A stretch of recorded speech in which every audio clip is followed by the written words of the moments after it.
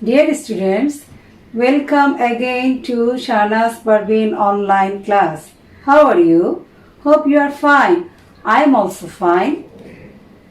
Dear students, in our last class we talked about noun and adjective. We also learned the noun and adjective suffixes. We also learned the position of a noun and adjective in a sentence.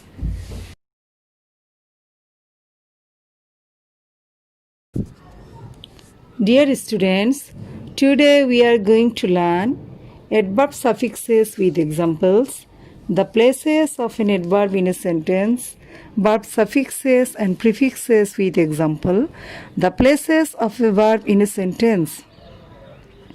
Generally, an adverb is used in answer of where, when, why, how. Look at the examples. He came home. Where did he come? In answer, we got home. He came yesterday. When did he come? In answer, we got yesterday. He came to help me. Why did he come? In answer, we got to help me. He came slowly. How did he come? In answer, we got slowly.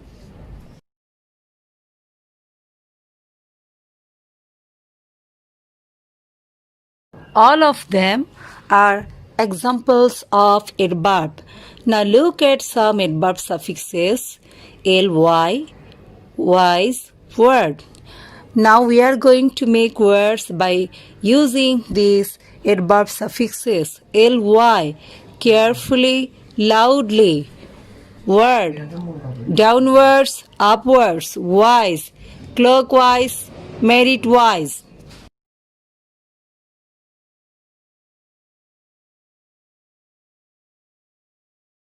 The girl sings sweetly. It is an example of adverb of manner. Please come in. It is an example of adverb of place. I went there yesterday. It is an example of adverb of time. Generally, these three kinds of adverb is mentionable. I also want to mention if there is more adverb than one in a sentence, you should maintain the sequence in that way. MPT. That means at first you should write the adverb of manner, then adverb of place, then adverb of time. Look at the example, then the sequence will be clear to you. She sang sweetly on the television last night. Look at the sentences. Here, sweetly is an example of adverb of manner. On the television, it is an example of adverb of place. Last night, it is an example of adverb of time.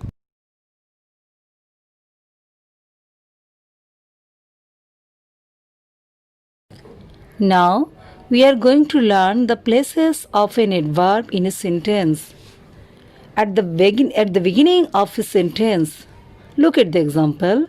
Really, it is a good news. After an intransitive verb, look at the example. He works diligently. After the object of a transitive verb, look at the examples. He speaks English well. Between a subject and a verb, look at the example. He always speaks the truth. Between main verb and auxiliary verb, look at the example. She is carefully doing the work. After to be verb, look at the example. He always late for school. Article plus adverb plus adjective plus noun. Look at the example. It is a nicely decorated house. Before an adjective, adverb, phrase and clause, we use adverb. Look at the example. He is totally responsible for this. Here, totally is an adverb. It is used before the word responsible, which is an adjective.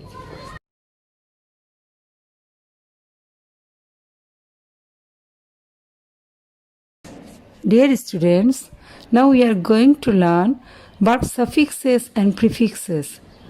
Generally, a verb ends with ise, ize, ify, en, te. These are suffixes. Some verbs begin with en, em, be. These are prefixes. Most of the verbs are roots. Now we are going to make words by using these suffixes and prefixes. ISE, authorize, memorize. IZE, civilize, modernize. IFY, beautify, justify. EN, brighten, deepen. ATE, regulate, originate. Verb prefixes. N, endanger, unravel. Em, embody, empower. Befool, behead.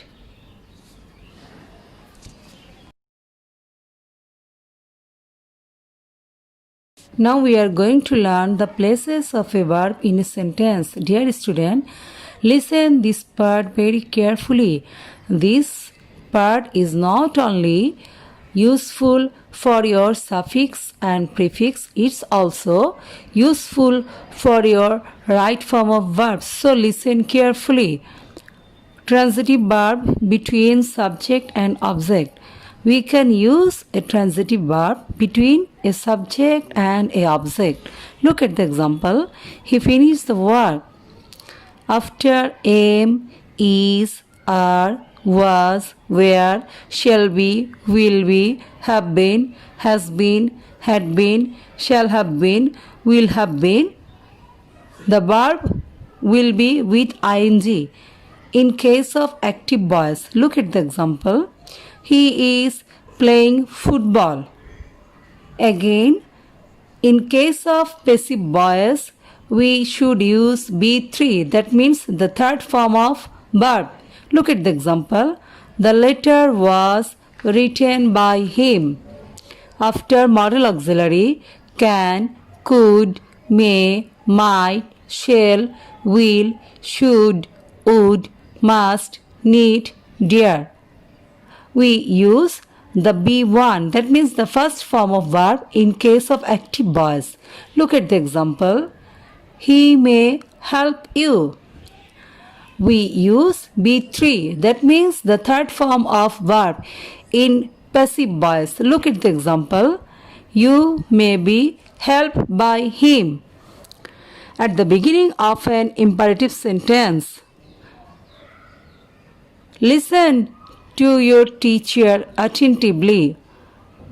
Cannot help, cannot bear, feel, like, ought, prefer, look forward to, with a view to, addicted to, used to, preferred to, object to, would you mind, devoted to, with plus gerund, by plus gerund, preposition, we use the ing form of verb. Look at the example. I can't bear suffering. Look at another example. I went there with a view to seeing her.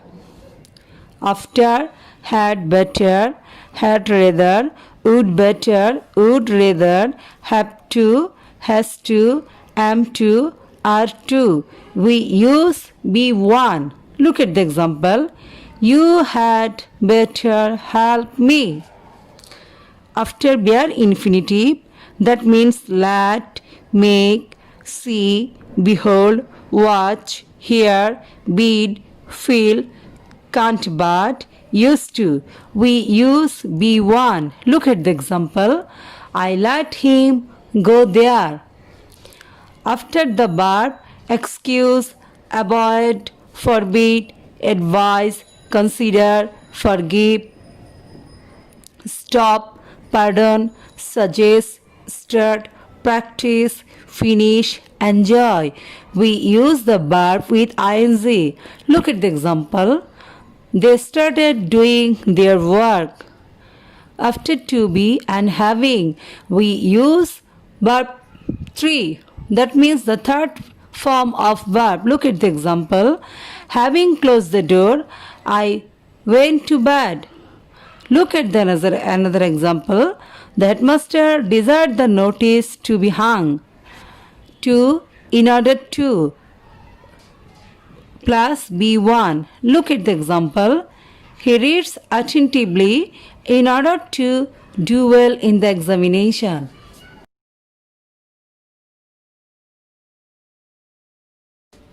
Dear students, now it's time of application, and let me see what you have learned from my classes. In our JSC examination, there will be 8 gaps and the number is 4. And in our SSC examination, there will be 10 gaps and the number is 5. Now let's see a sample questions. At first, you should read the question very attentively. Then you should decide where you will use noun, adjective, adverb and verb. Now we are going to solve a sample question. Look at the question.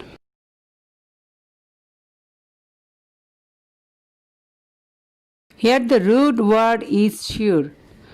We learned that after modal auxiliary, we should use a verb. Here can is a modal verb, so we should turn the word in a verb by adding a prefix and we make the word ensure. Now our answer is ensure. Look at the number B and C. Both of them are adjective. If there is already an adjective in gaps, what you should do? You should use the opposite adjective. So your answer is inattentive and irregular.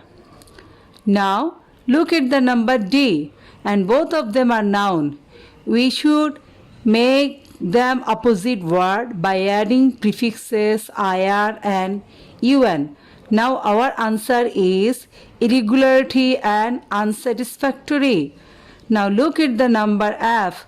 We have learned that after preposition we should use a noun. So our answer is performance, and performance is a noun because we find the suffix a and c there. From the first class we have learned that we should use an adjective after to be verb. There is a to be verb are before the word neglect. So our answer should be an adjective, and it is neglectful. Look at the number 8. There is an adjective willful before the word negligent. As we have learned that we should use a noun after an adjective. So our answer is negligence. Here we add the suffix ence.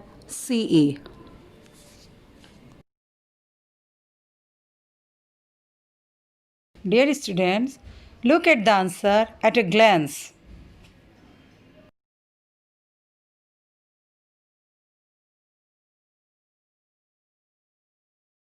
Dear students, now I hope you will be able to use suffixes and prefixes properly at your gaps.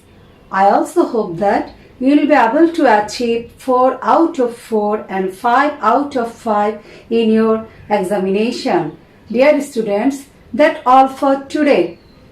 I hope you will practice the board questions serially at your home as your homework. Remain safe at home and maintain the rule of health and hygiene. And I also hope that you will be regular and serious in your study. Thank you. Bye.